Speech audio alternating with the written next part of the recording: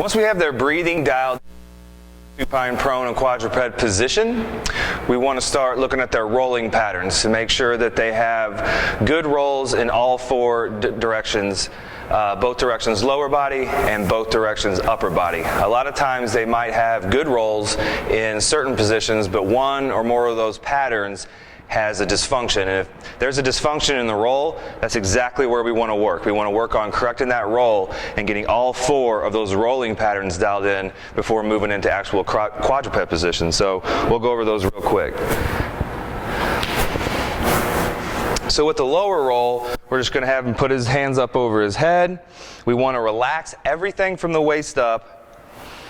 And basically, the gist of this is we want to have him use his leg to drive the roll and keep the lower or the upper body completely relaxed throughout this roll. So he's just going to reach one leg over and roll. So, and then let's go ahead and do one where you come on back with that same leg.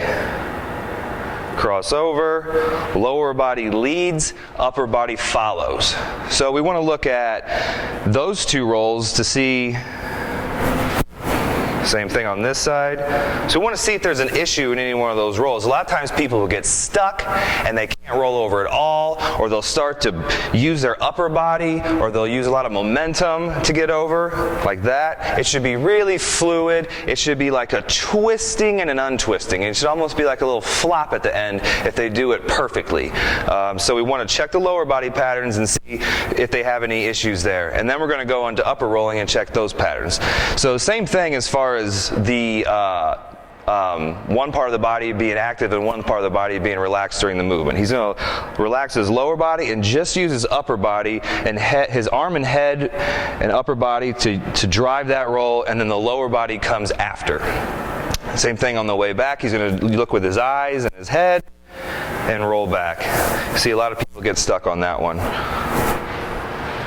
So we want to check all four of those different patterns and look for any issues in the roll. And if there's an issue in one of those patterns, we're going to start correcting that pattern with some of the different corrections that we use that we'll have down in the bottom of this blog post. So once someone clears all the different rolling patterns and those are all good, that is when we're going to move into the quadruped exercises, where we're going to use different quadruped strategies to build from the roll.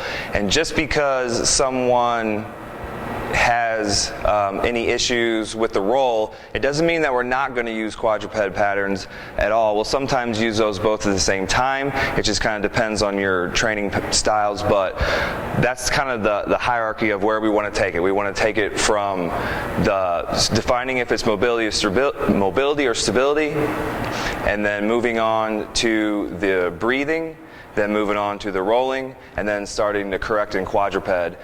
By then, you should have a cleared rotary stability pattern, and then we start to build the pattern with some strength exercises that are listed below as well.